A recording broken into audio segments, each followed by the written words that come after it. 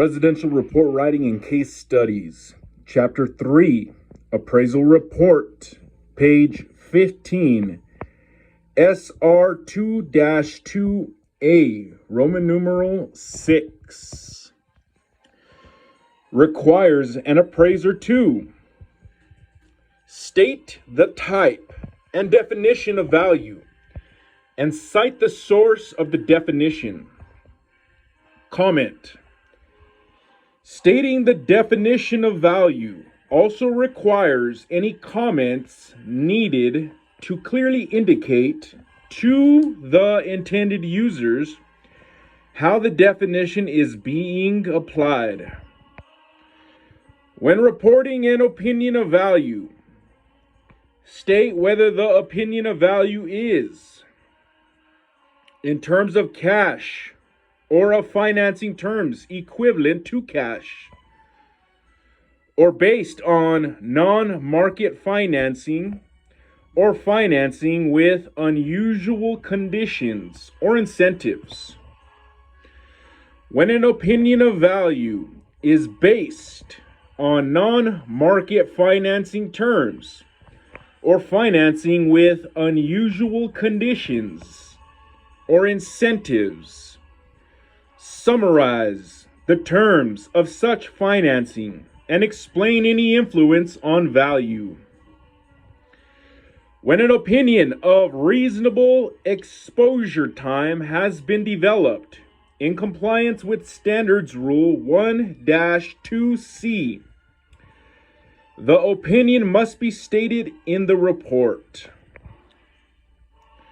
Appraisals must be based upon a specific type and definition of value.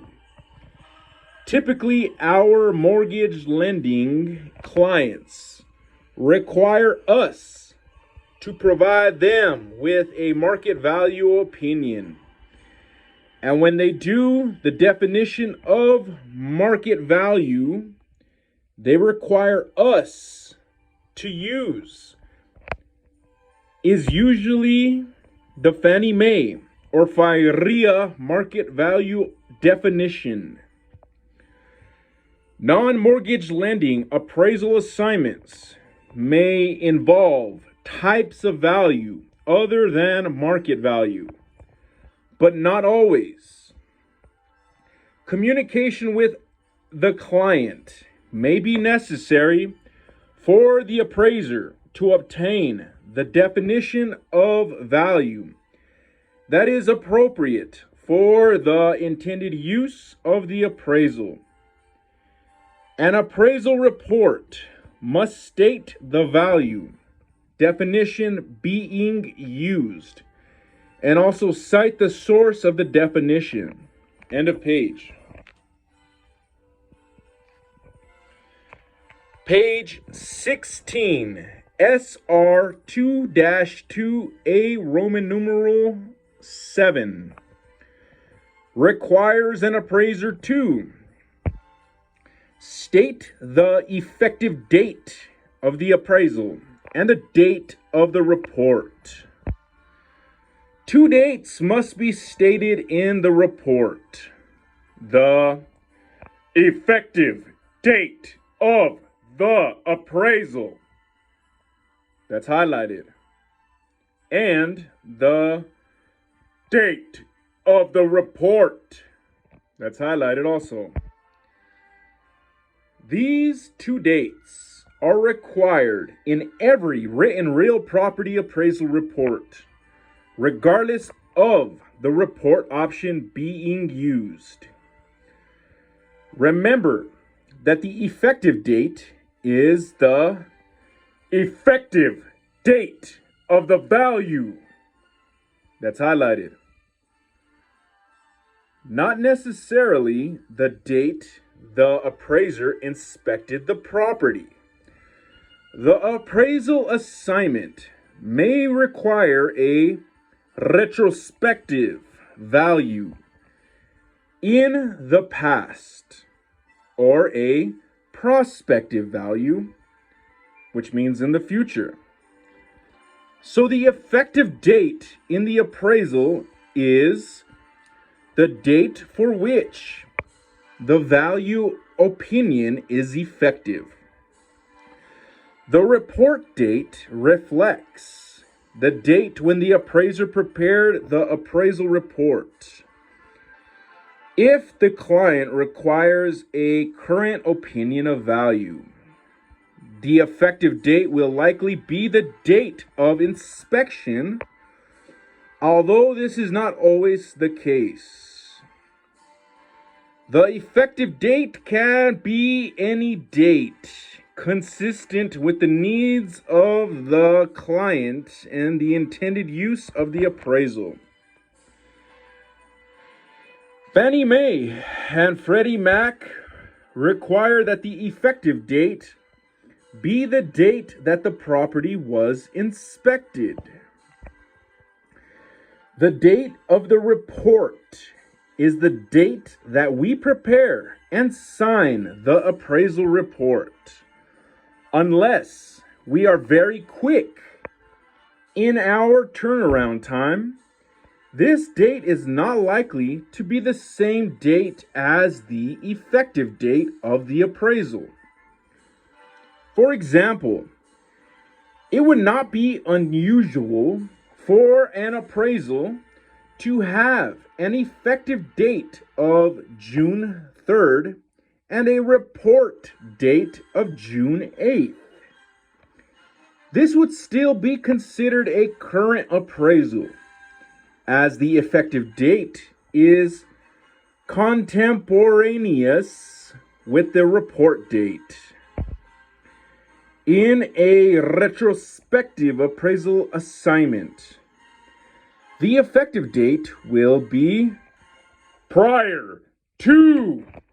That's highlighted.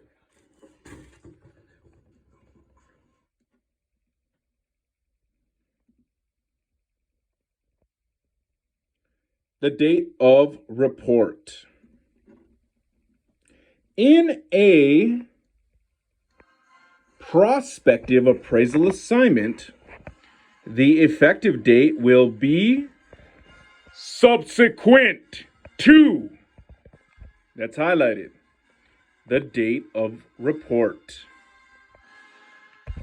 The key to knowing when a retrospective effective data identification is appropriate is whether the effective date requested is prior to the date of engagement for the appraisal. If the client needs an effective date prior to the date where the appraiser is officially engaged to perform the appraisal, it would be considered a retrospective effective date, as a current effective date would be on or after the engagement in the appraisal assignment. When reporting a value in an appraisal where a retrospective or prospective effective date is desired, the appraiser must be careful to identify the value effective date as either retrospective or prospective. That's highlighted. Rather than a current effective date. Otherwise, the intended users may be misled into thinking the appraiser developed a current opinion of value instead of the retrospective or prospective value. It is important to remember that when reporting a retrospective effective date value or a prospective effective date value, you should use the correct verb tense. That's highlighted in the value statement. To be sure you do not mislead the reader about when that value was or will be effective. Using the present tense is normal in a current effective date statement. An example for a current effective date would be the fee simple market value of the subject property as of such and such, current effective date, is such and such dollars. The present tense verb is conveys present effective date value. When using a retrospective effective date, your verb tense should be in the past tense. An example would be the fee simple market value of the subject property as of such and such retrospective effective date was such and such dollars. That was highlighted. The word was. Using the past tense reduces the chance for a misunderstanding of when the value was effective. When using a prospective effective date, your verb tense should be in the future tense. An example would be the fee simple market value of the subject property as of such and such date, prospective effective date, based on the stated extraordinary assumptions will be. That was highlighted. Or is expected to be such and such dollars. Using this future tense will communicate that the value is not as of the date of the appraisal report, but is expected to be that value at the future effective date. Since USPAP Advisory Opinion number 34 for more details on this concept. End of page. Page 17. Scope of work. Scope of work. The type and extent of research and analysis in an appraisal or appraisal review assignment.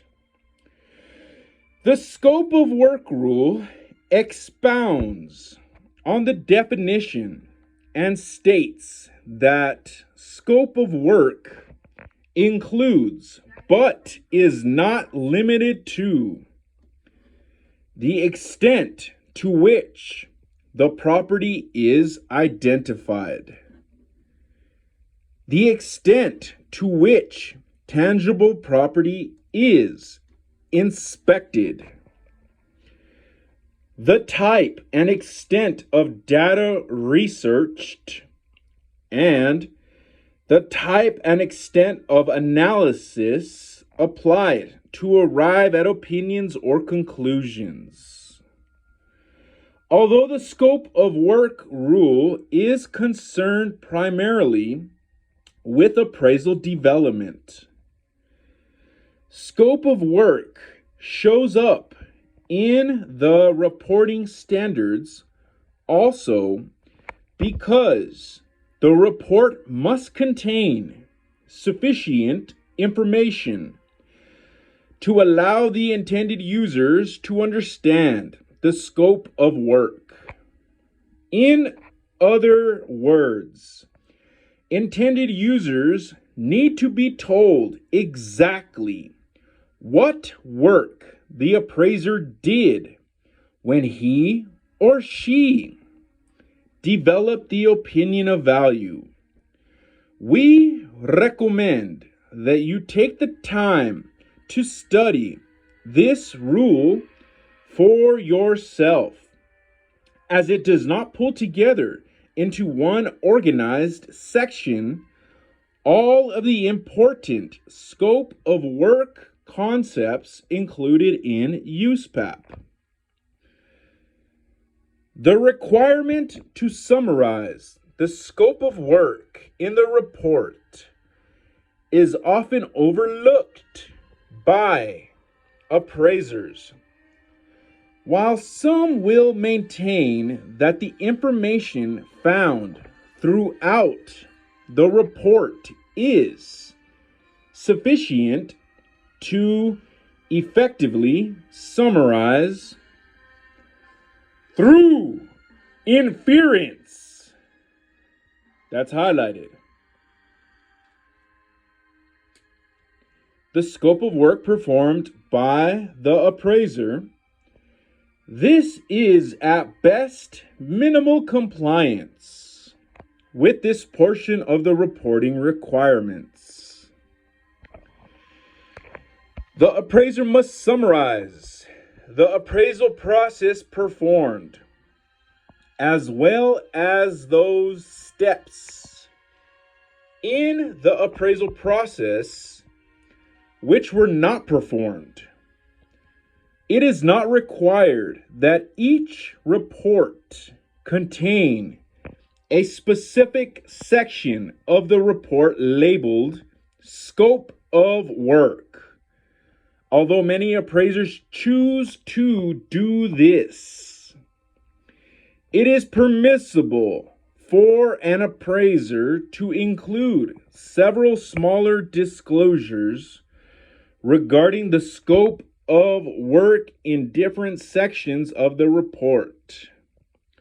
For example, the appraiser may wish to discuss the comparable sales research and selection process in the section of the report that addresses the sales comparison approach, and address the method used to estimate the site value in the cost approach section of the report.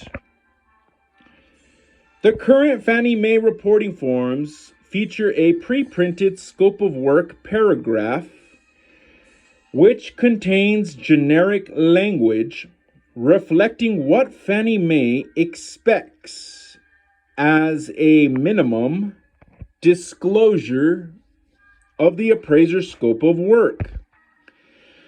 In many cases, you will need to more fully summarize the actual scope of work for your particular assignment. Whether you choose to summarize your scope of work in a designated scope of work summary section of the report, or summarize it in various places throughout the appraisal report, that is your decision. But, however you choose to do it, make sure you do, in fact, summarize. That's highlighted. Your scope of work sufficiently in your appraisal report so that intended users can understand it. End of page. Page 18. Real Property Appraisal Assistance. Standards Rule 2-2A Roman numeral 8 requires that we explain in summary format what we did, to what degree we did it, and if we had help, to what extent other individuals assisted us in the appraisal process. When we discuss the certification later in this course, we will see that we must identify those who provided us with significant real property appraisal assistance. If An individual who provides significant appraisal assistance does not. That's highlighted. Sign the certification. The name. That's highlighted. Of the individual must be stated in the certification. That's highlighted. And a summary. That's highlighted. Of the assistance he or she provided must appear somewhere in the report. That's highlighted. In the scope of work summary, we should be summarizing exactly what those assisting individuals did. Another short quiz is next. Page 19, check your understanding. This quiz has a total of 3 questions. There will be 1 question per page. You must achieve 66% to pass this quiz. Start quiz. Number 1. A real property appraisal report must contain sufficient information to allow blank to understand the scope of work. A, intended users. B, that was A, was intended users. B, only the client. C, anyone. Or D, state enforcement agencies. I'm going to go A, intended users. Number 2. An appraiser is preparing an appraisal with an effective date of July 3rd. The report is dated July 5th. This would most likely be a blank. A, retrospective appraisal. B, prospective appraisal. C, current appraisal. Or D, extraordinary assumption appraisal. I'm going to go C, current appraisal. And lastly, number 3. An appraiser is preparing a retrospective appraisal. Which statement is true regarding the effective date? A, it will be subsequent to the date of report. B, it will be prior to the date of report. C, it will be the same as the date of report. Or D, it will be the same as the date of property inspection. I'm going to go A, it will be subsequent to the date of report. Assessment completed, finish. You passed. You got a 66.7%. So remember, number 1, a real property appraisal report must contain sufficient information to allow blank to understand the scope of work. You said A, intended users, and that was correct. Number 2. An appraiser is preparing an appraisal with an effective date of July 3rd. The report is dated July 5th. This would most likely be a, you said C, current appraisal, and that was correct. And lastly, number 3, an appraiser is preparing a retrospective appraisal. Which statement is true regarding the effective date? You said A, it will be subsequent to the date of report. Oh, maybe I was confused. That was wrong. The correct answer was it will be prior to the date of report. In a retrospective appraisal assignment, the effective date will be prior to the date of report. In a prospective appraisal assignment, the effective date will be subsequent to the date of report. Chapter 3, SR 2-2, Roman numeral 6. Continue. Page 20. SR 2-2A, Roman numeral 8, requires an appraiser to summarize the scope of work used to develop the appraisal. Comment. Summarizing the scope of work includes disclosure of research and analysis performed, and might also include disclosure of research and analysis not performed. This section of Standards Rule 2-2A is the first section that requires the appraiser to summarize. That's highlighted. Information. Previous sections merely require the appraiser to state. That's highlighted. Information. Remember, when writing an appraisal report, the predominant level of detail is a summary. That's highlighted. For some items, you are merely required to state information. For instance, providing minimal detail.